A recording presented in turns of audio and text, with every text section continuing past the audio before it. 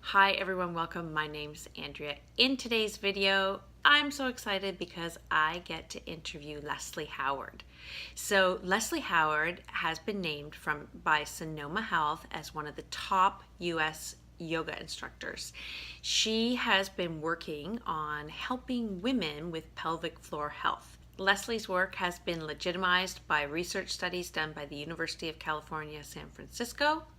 So, if you are a woman over the age of 30, this is a must see video. You need to get some food for thought here, even if it just gets you thinking that some of the things you think are normal with aging might not have to be so. Leslie has recently published this book, Pelvic Liberation, and it's using yoga, self-inquiry, and breath awareness for pelvic floor health. And I recently got to train with her, and one of the things she demystified for me is the role that Kegels, or in the yoga community, Mula Bandha, play in our pelvic health, and challenge the idea that maybe Kegels are not the right thing for you, even if you're having problems. So I've broken this interview into two different videos. This one here, we're focusing on how the heck do things go wrong, especially if we're exercising and doing our Kegels diligently. Why can that cause problems? And then in our next one, I talk about the number one thing you can do to support your pelvic health and reverse any issues that could be there.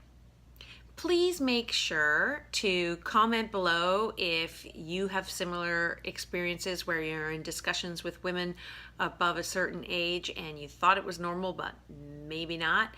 Also, make sure to share this with anybody you think could benefit. If you know somebody who is experiencing pelvic pain or incontinence, share this video with them. And the other thing is, Leslie has written this book for pelvic liberation for females, but a lot of what she teaches applies to humans. So without further ado, I bring you Leslie. Enjoy. Okay, got it. All right. So are you ready? Cool. All right. Well, welcome, Leslie. I'm so excited to have you here. Like, truly excited to have you here. I have learned so much from you and your book. Absolutely love it. Love the guided exercises in it. Thank you for that. I was just wondering if we could start with maybe you telling people how you came to be so passionate about yoga for pelvic health, and where it sort of started from. Yeah, no problem. So I've been a long time yoga student and teacher. I've been teaching since 1995, and I started. I mostly study in the Iyengar world, which is very obsessed with specifics, let's say. And my teacher Ramanand Patel started talking about the pelvic floor in some classes, and I was like, I never really heard him talk about that, and he was cueing it, and I'm kind of like, I kind of know what you mean, but could you be more specific?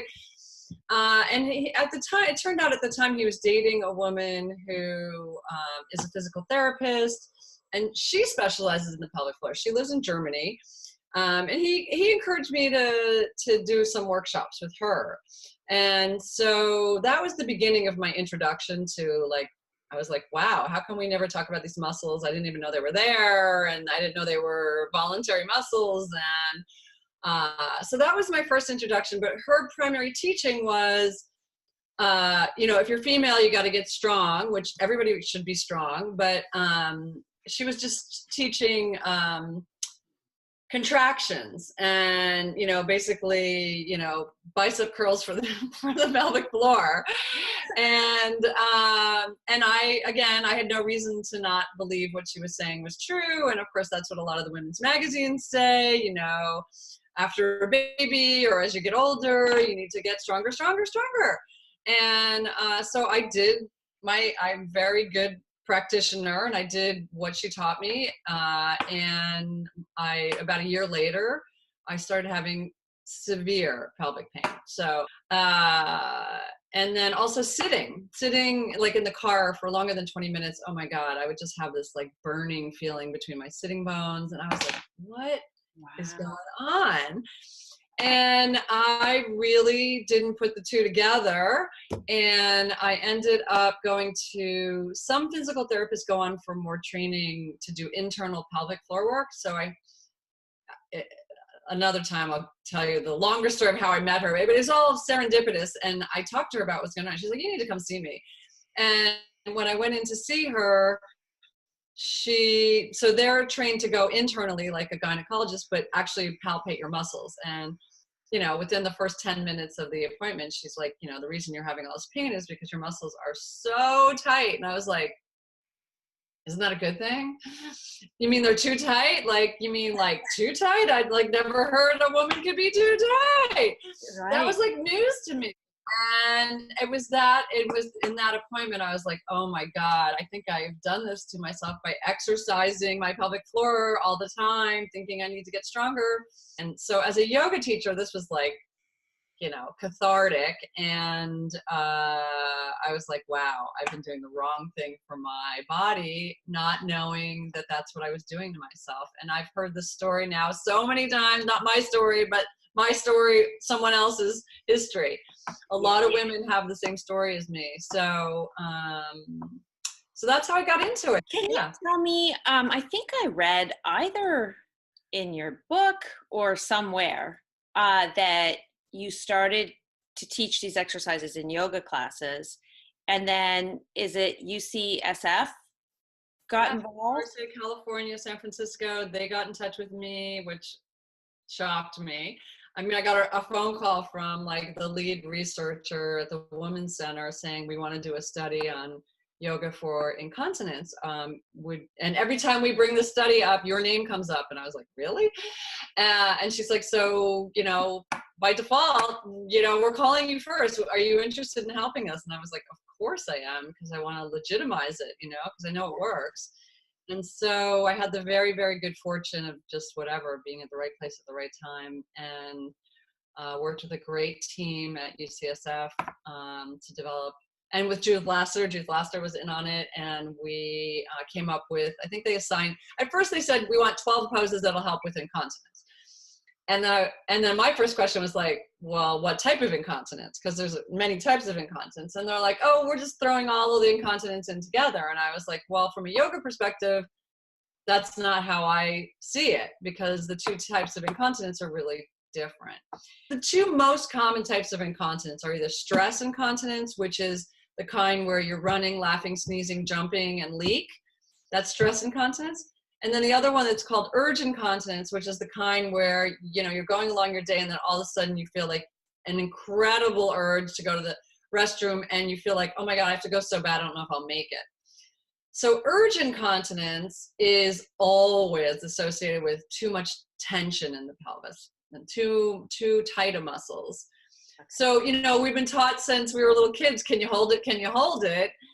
Well, some of us have learned to hold it so much that it's actually not even effective anymore. Our muscles are just clamped down. The other kind of incontinence, stress, is usually more associated with people who have lack of tone, or what's called hypotonicity. But I've also found doing this work that's not an always. I would say more often than not, tension is usually at the root of most problems. The pelvic floor muscles, it turns out, are just like any other muscle. They need to be stretched and strengthened, just like your quadriceps and your hamstrings and your biceps. Mm-hmm. So you need a balance. You need good resting tone. It's like if you try to hold water in your hand, and your hand is just relaxed and open, the water doesn't stay. And if you grip it hard, it doesn't stay, right? But if you just hold it. Yeah, I love that. You know what I mean? It's like, or sand. The sand is a good, like if you open your hand, the sand falls through. And if you close your hand, the sand goes away. And it's like, where can I hold the most sand? And it's in that middle place, not all the way gripped and not all the way stretched. Yeah. Can you talk a little bit about how, there's the obvious too tight, and then there's too loose, but can you sort of talk about how sometimes it's a combination? So, okay, the pelvic floor it has 3 layers to it, and 2 of the layers, the first and the third layer, are connected to our sacrum, the base of the spine. So let's say there was some trauma for whatever reason, or a long time postural habit that made you shorten the right side of your pelvic floor. The left side has 2 choices. It can say, I'm going to go with you. So then both sides shorten, or the left side might say, I'm gonna have to lengthen because you want to shorten so much, right? Mm-hmm. And so then you get a pelvis that's called combination, which means half of it, one side of it, is too tight, and the other side has lengthened out to. So then you've got a little twist going either in your tailbone or at your sacrum, and this can be sometimes the reason people have sacroiliac pain, SI joint pain. It can, and again, it's not like, oh, I need to strengthen. It's like, first, it's like if I do the closed hand is tight and open hand is too loose, I can't strengthen this muscle. I have to first teach it to open so that I can teach it a full contraction. So if you have any tightness, you always have to address the tightness first, because you can't exercise your way out of a tight muscle. You have to stretch it and lengthen it and release it. And then once let's say we're using this example of right side's tight, left side's loose or lengthened, then once you've got the right side a little bit more released, then you want to start practicing more symmetrical lifting of the engagement of the pelvic floor. Yeah. I actually was telling some people in excitement of doing this interview and just saying, and that's when a couple of people who I just didn't know that this was a problem for, like even telling me that they would wear a depending on what kind of a situation they were going into. I think they were more describing to me the urge incontinence, but it was like, wow, okay. Yeah. So the more we talk about it as women and make it not tee-hee-hee or in hushed tones, or can we just have a conversation about it? And it's like, you get a bunch of women together talking about this and everyone's got some issue. It's amazing. Well, I just want to thank you so much for taking this time, and I want you to let everybody know where they can find you. Okay, so you can find me at my website, which is leslieHowardYoga.com, but pelvicflooryoga.com will get you there if you don't know how to spell Leslie. And if you have questions, you can email me at leslieHowardYoga@gmail. And my book that you've held up twice, which is really sweet, is Pelvic Liberation. It's available on my website, and it's available on Amazon, and you can get it on Kindle.